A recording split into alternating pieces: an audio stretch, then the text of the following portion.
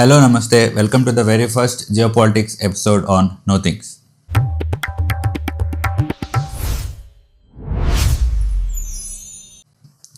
We live in a chaotic world. Headlines are screaming, borders are tense, and alliances are shifting like sand. How does the new India see all of this? From today, we are not just listening to the news. We are looking at the world through a new lens of strategic autonomy. It is inspired from the phrase Vasudhaiva Kutumbakam, which is from the Maha Upanishad, and it means the whole world is one family. It's not just a slogan. We saw this in action in COVID-19 pandemic. India supplied vaccines to the world free of cost. India sent medicines and vaccines to more than 150 countries. Starting with the Maldives, Bhutan, Bangladesh, Nepal, Sri Lanka and Myanmar, as also Mauritius and Seychelles. The extended neighborhood followed thereafter, especially the Gulf.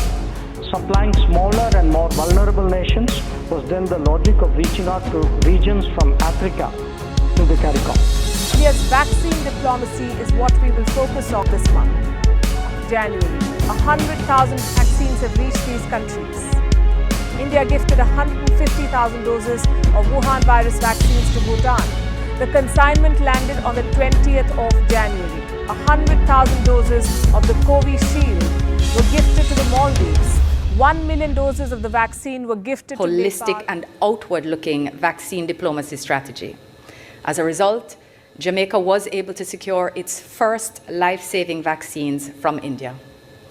While others chose to withhold supplies, India's vaccine outreach exemplified its principles of equality. That has the manufacturing capacity to produce sufficient quantities to satisfy the demand of citizens in every country, and that's India. This is another example of a moment in which India will shine because of the strength of this. The people of Trinidad and Tobago and the government of Trinidad and Tobago express our heartfelt gratitude for India's very compassionate humanitarian gift of vaccines and medical supplies during the COVID-19 pandemic. And the G20 presidency in 2023, when India didn't take sides, it took the lead in bringing people together.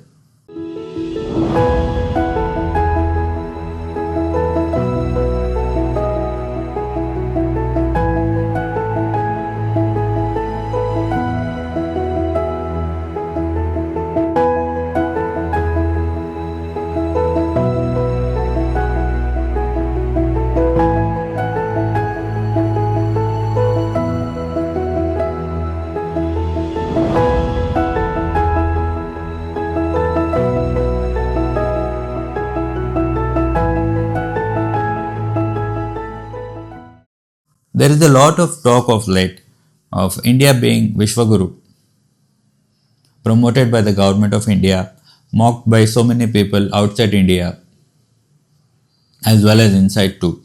Vishwaguru means the teacher to the world. We see the teacher always above us.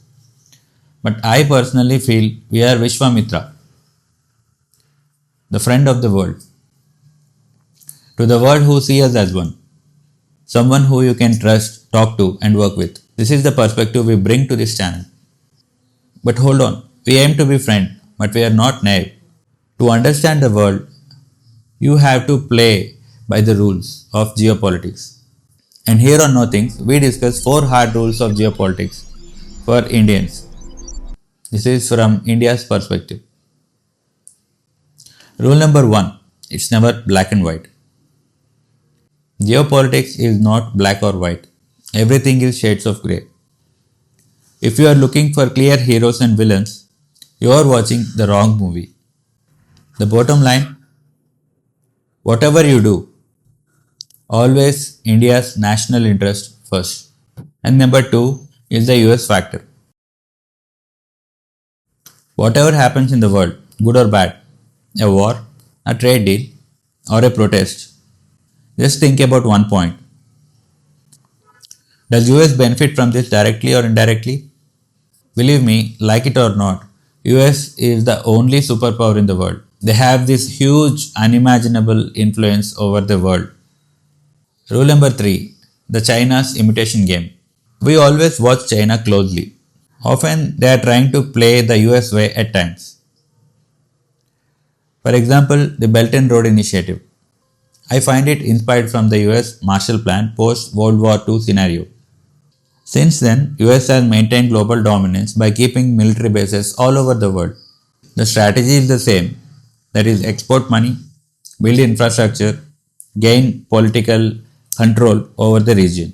It is not new to all of you that China is often accused of debt traps. China always sees what US did and they say, we want that too. And rule number 4, India's stance. Here we summarize our current standing. US is too powerful to mess up with. China is too dodgy to deal with it. Pakistan is too flugy to involve with. Bangladesh is too tiny to be bothered with. So whenever you come across any news, keep these rules in mind. Just think, what does the news imply? Who is behind what? And how does we Indians should react to it? And at what level should we react to it? Always remember, we are Vishwamitra. Speaking of Vishwamitra, did you know he is the one who quoted one of the most powerful mantras in our history? Yes, I am talking about the Gayatri Mantra. That's right, our first history episode is on Gayatri Mantra. You don't want to miss the connection.